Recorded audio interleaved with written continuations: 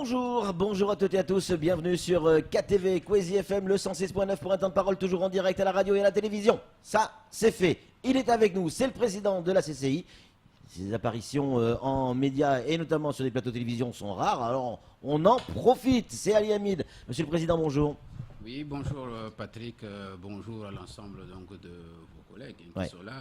Bien dans le micro, Président. Je vois que vous êtes tous très beaux. Oui. Je dirais aussi bonjour à l'ensemble de la population qui nous écoute et qui nous regarde. Président, on va aborder plusieurs thèmes et notamment on va commencer avec les ports de plaisance ou le port de plaisance. Il y a eu beaucoup de remontées, beaucoup de gens qui se sont plaints de la gestion du port de plaisance, notamment certains professionnels. Vous étiez déjà venu en parler sur ce plateau. Qu'est-ce qui a changé depuis? Alors d'abord, il faudrait recadrer les choses. Et savoir que la CCI n'est pas propriétaire donc des pontons de plaisance. Oui, mais vous en avez la gestion. Tout à fait, j'en viens. Nous, le propriétaire, c'est le département. Nous avons la gestion, puisque vous voulez le savoir. Nous gérons donc les pontons de plaisance.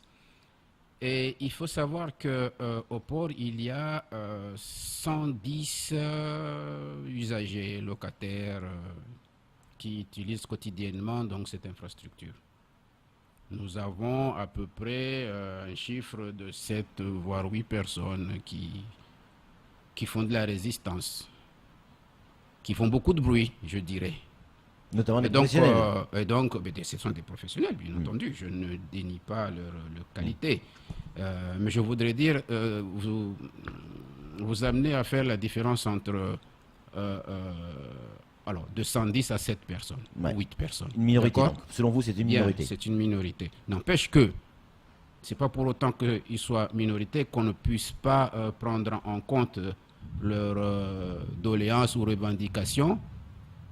Mais parfois, la manière, c'est celle que l'on désapprouve.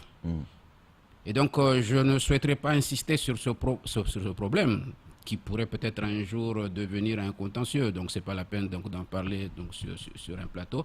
C'est de dire que le statut qui nous mène à gérer le port de plaisance ne nous permet pas de faire des gros investissements à long terme. Je ne vois pas le banquier qui verrait un projet venir et lui dire que j'ai l'infrastructure à gérer pour 1 an, par exemple. Donc je veux 1 million. Il vous flingue tout de suite. Et donc le salut viendra de l'évolution qui est en cours, à savoir la transformation donc, de cette gestion en DSP. Et ça, c'est ce que vous attendez et vous serez évidemment candidat, j'imagine? Tout à fait, j'insiste, oui, nous serons candidats. Nous sommes d'ailleurs déjà prêts.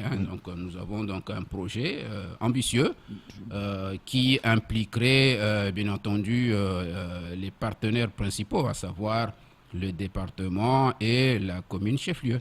Pourquoi c'est si cher?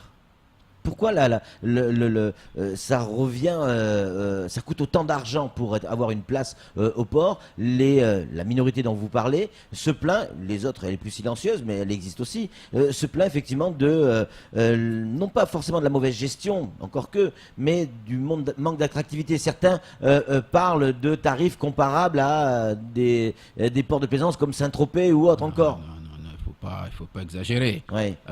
Est-ce que ces personnes vous ont donné le chiffre d'affaires qu'ils font sur ces pontons, surtout ceux qui ne payent pas le chiffre d'affaires qu'ils font, c'est-à-dire qu'ils s'enrichissent sur un bien public? Vous leur avez posé la question? Non. Mais je pense qu'ils devaient quand même faire le dos rond et continuer donc de s'enrichir, mais ça ne durera pas longtemps. Samuel Bocher, le rédacteur en chef de France Mayotte Matin, a une question à vous poser, Président. Oui, c'est un véritable handicap ce que vous devez subir aujourd'hui, c'est-à-dire des gestions à avenant d'1 an, d'une année sur l'autre. C'est pareil pour le grand marché. Vous ne pouvez pas investir. Vous gérez à la petite semaine. Vous êtes contraint de faire ça. Alors je dirais, d'ailleurs vous avez raison, une gestion à la petite semaine, je dirais même une gestion au quotidien. Nous essayons donc de faire du social. Vous savez que les 2 infrastructures sont déficitaires. Oui. D'accord? Et parce que nous avons donc une obligation de service public, nous assumons. Nous payons ce qu'il faut. C'est-à-dire que tous les ans, vous perdez de l'argent sur le marché et sur le port de plaisance. Tout à fait. Peut-être que ceux qui pensent que c'est trop cher devaient aussi le savoir. Nous sommes déficitaires sur ces deux infrastructures. Pourquoi le marché perd de l'argent? Et on voit les box sont toujours pleins, il y a toujours des commerçants. Et si les box étaient vides, on comprendrait. C'est pas le cas. Alors, président. j'ai compris que vous êtes passé des pontons de plaisance au marché. Parce que vous avez fait D'accord. le lien entre Ok. les deux en disant que Tout c'était à le même fait. problème. Tout à fait. Vous savez que quand on a construit ce marché, l'objet, c'est d'en faire un outil social. Et donc d'aider une certaine catégorie donc, de commerçants, pour la plupart des commerçantes, leur donner une activité. Et donc les tarifs qui ont été appliqués étaient des tarifs, disons, mais vraiment, vraiment bas. Hein, donc, qui tenaient beaucoup plus compte du social que de business dans le sens où on peut l'imaginer. Et donc, oui, on a l'impression que le marché est toujours au plein, mais au fond, si vous regardez donc, les articles qui sont exposés, on retrouve à peu près les mêmes articles. Donc, c'est vrai. pas ça qui va faire l'affluence comment on appelle ça, des consommateurs. Et donc, là aussi, nous attendons donc avec impatience la DSP, dont le dossier est beaucoup plus en avance par rapport au ponton de plaisance, et ce qui nous permettra donc de revoir tout le modèle. Parce qu'aujourd'hui, À quoi ça va ressembler? Si demain il y a la DSP qui est relancée sur le marché, et ça devrait pas tarder selon nos informations, vous êtes candidat, ça vous l'avez dit, vous en tant que CCI évidemment. C'est quoi votre projet? Pas en détail, mais dans les grandes lignes. Qu'est-ce qui va changer au marché? qu'est-ce qui va changer? Eh bien, vous savez, il faut considérer deux choses. Oui, Il y a l'intérieur, ce qu'on appelle le marché couvert, oui, et puis il y a l'extérieur. oui. Dans le projet que nous avons, nous allons donc remodeler l'intérieur de façon à ce qu'on n'ait plus ces box, mais de façon à avoir donc une présentation plutôt linéaire qui permettrait donc une fluidité donc de passage, mais en même temps qui mettrait en valeur les produits exposés et qui mettrait également en valeur ceux qui les exposent. Comme on l'a avec les légumes, en fait, c'est ça? Alors, comme les légumes, on ne prendra pas sur ce modèle-là, parce que tout ça également, c'est à revoir. Ouais. Hein, donc, nous pensons donc à un projet ambitieux et moderne. Donc, et pour en revenir à l'extérieur, vous avez vu l'extérieur, comment il est? Il est squatté de partout, il faut passer le soir pour voir ce qui s'y passe. Eh bien, nous avons un projet pour redynamiser l'extérieur, pour lui donner une vie. En fait, donner le plaisir aux gens de dire, il est 17h ou 18h, je vais me promener Sur les quais. sur les quais. On est d'accord? Donc, ce qui suppose... Faire manger une glace aux gamins, aller manger une brochette. Ce qui suppose des activités autres que ce qu'on a aujourd'hui. Hein. On Ouais. ne parlera pas de brochettes et autres. Il y a D'accord. d'autres services, bien entendu. Du style. De quel style, par exemple? Alors, on aura par exemple, on pourrait même imaginer des petites places d'exposition ou des petites places donc de comment on appelle ça là, de manifestation, hein, du théâtre, du slam, Des manèges, peut-être. voilà, donc de manèges, vous voyez, de façon à ce que la population puisse venir pour se reposer. Voilà, pour passer un bon moment en famille. Voilà. Donc, Alors que c'est cet espace extérieur, aujourd'hui, à la minute où on parle, hein, c'est plutôt la délinquance, la prostitution et la drogue. Appelons un alors, chat un chat. oui, appelons un chat un chat, mais je ne sors pas beaucoup le soir, donc s'agissant de la prostitution, je ne connais pas très bien ce qui s'y passe, mais je sais que c'est un espace où il ne fait pas plaisir de venir. Ouais. Concernant Longoni, alors ça fait toujours la une des journaux, et ce quels que soient les journaux. On a eu le préfet, on a eu MCG, on a eu les syndicats, on a eu Norbert Martinez, on a eu la Smart, on a eu pratiquement tout le monde. Tout le monde a donné son avis sur le port, et beaucoup disent qu'on va vers quelque chose de nouveau en termes de gestion. Si demain tout était remis sur la table, Président, concernant la gestion du port de Longoni, est-ce que, oui ou non, la CCI serait candidate à la reprise de cette DSP, si elle devait être remise en question? Alors, avant d'arriver donc à la réponse de cette question, hein, donc, dont je m'y attendais, je voudrais d'abord voir les partenaires, donc en tout cas montrer les partenaires qui sont au port. Nous avons un port qui appartient donc au département, nous avons... Qui a la gestion, en fait, Oui, parce oui, qu'il appartient à d'accord. l'État encore. Hein. Tout à fait, Le tout à fait. département n'est pas propriétaire. On parle plus du département que de D'accord. l'État, pour l'heure. Et puis vous avez d'un côté un délégataire, C'est ça. qui est MCG, qui, à la suite donc d'une DSP, a remporté le marché. Ce que je note, moi, c'est que depuis 2013 à aujourd'hui, nous avons une gestion, allez, disons-le, chaotique. Tiens, je regardais le journal ce matin, là, je vois encore nouvelle tension au port de Longoni, nouvelle. Mais c'est tous les jours comme ça. Il faudrait réinventer un autre mot que nouvelle, parce que tous les jours c'est comme ça. Parce que tous les jours. Depuis 2013 à aujourd'hui, chiffré, nous avons un peu plus de 200 jours de grève.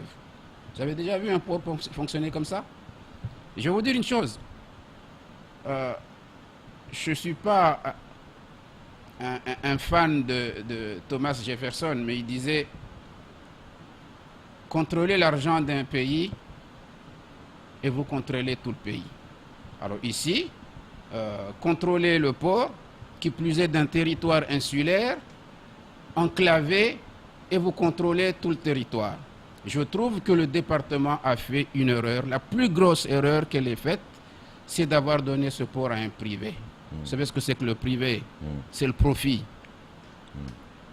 Et parfois, ce profit, il y en a qui sont beaucoup plus gourmands que d'autres, qui peuvent même transgresser les règles. C'est le cas aujourd'hui? Mais c'est le cas aujourd'hui, je n'ai pas peur de le dire. Qu'est-ce qui se passe là-bas? Eh bien, on gère. Quand il y a un trou ici, il faut le combler, on augmente les tarifs.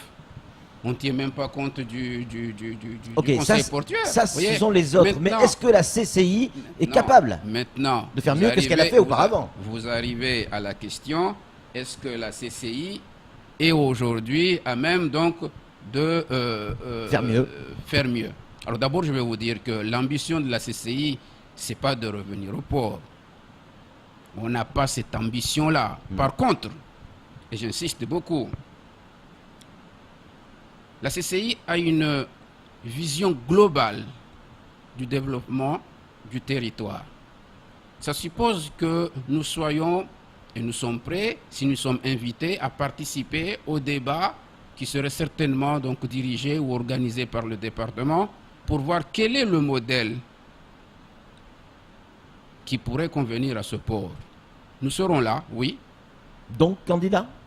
Ou juste pour écouter? On peut être candidat, mais je répète encore, nous avons une vision globale de gestion donc, des structures territoriales, dont je n'exclus pas le port. Je n'exclus pas le port. On est d'accord?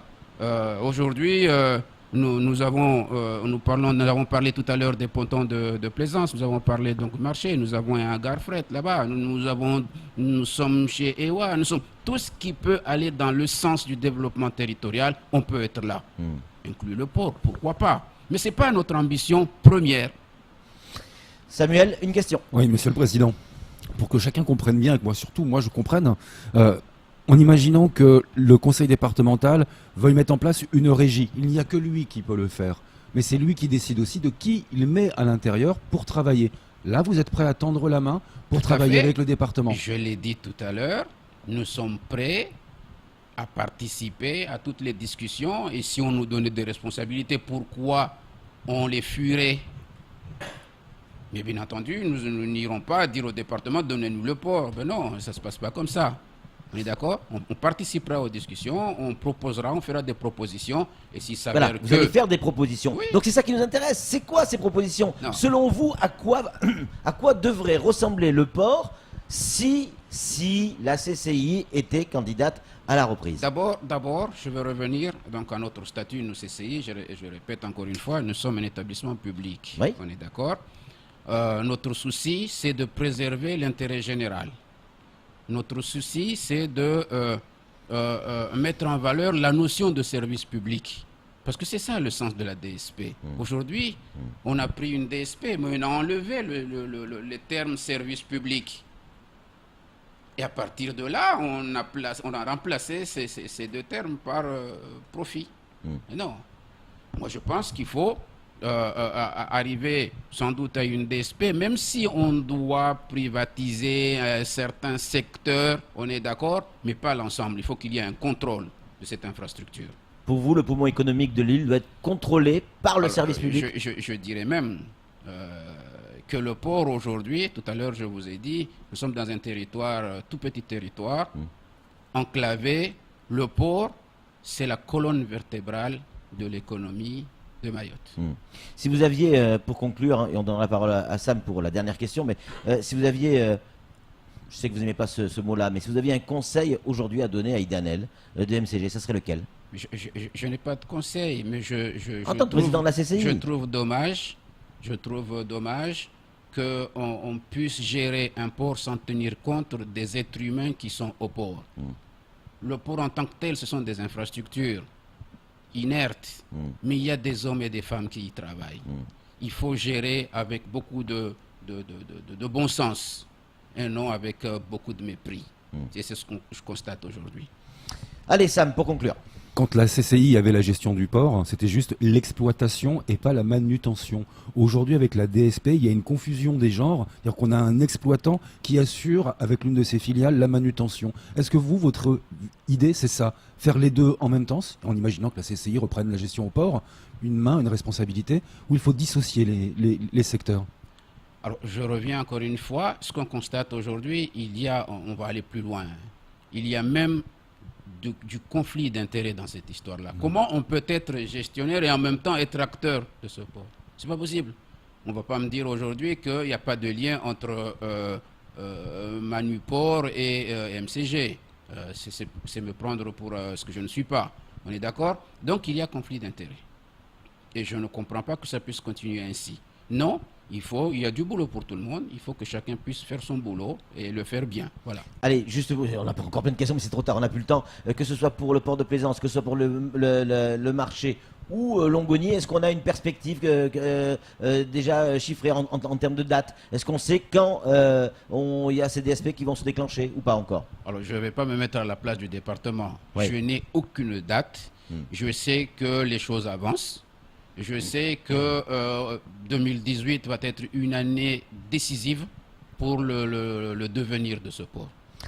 Merci beaucoup, Président Ali Hamid. On rappelle, hein, vous êtes le président de la CCI. Vous êtes venu sur ce plateau pour répondre à nos questions et vous l'avez fait avec brio. Merci beaucoup, en tout cas, Président. Merci. Allez, c'est tout pour ce temps de parole. Tout de suite, la suite de nos programmes.